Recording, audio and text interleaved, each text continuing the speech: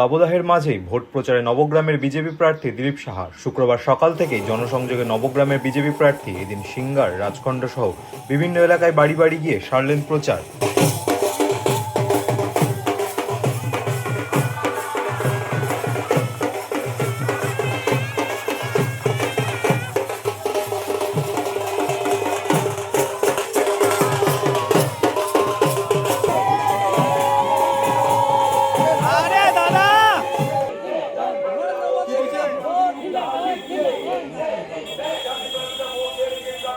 বাড়ি বাড়ি গিয়ে মানুষের সঙ্গে কথা বললেন, চাইলেন ভোট। বিজেপি নেতা কর্মীদের সঙ্গে পাড়ায় পাড়ায় ঘুরলেন তিনি, চলল প্রচার।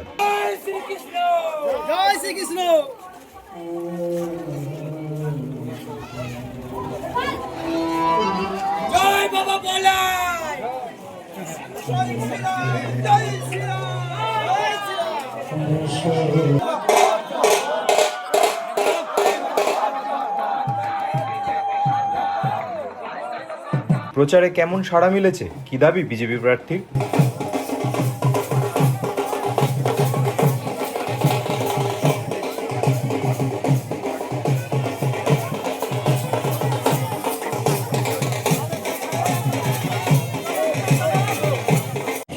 আমরা আজকে সিঙ্গারের 4টে বুথ আছে, সেখানে আমরা ডোর টু ডোর ক্যাম্পেনিং করলাম, মানুষের সঙ্গে কথা বললাম, মানুষের অভিযোগ দেখলাম এবং আমাদের পাশে বিজুল, ইসরানপুর থেকে শুরু করে আমরা এখন যাচ্ছি রাজখণ্ড থেকে।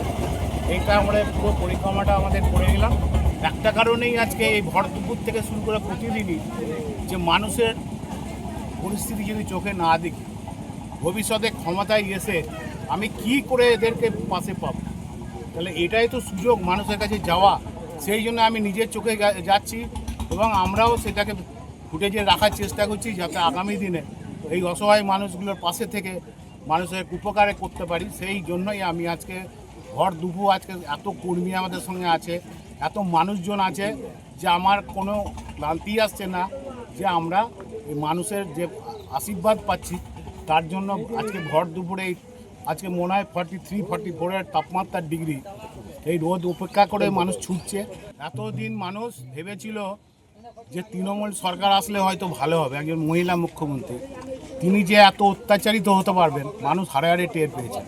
সেই জন্যই মানুষ এসছেন এবং মানুষ পরিবর্তন করেই ছাড়বে, এটুকু আমরা শিওর হয়ে গেছি।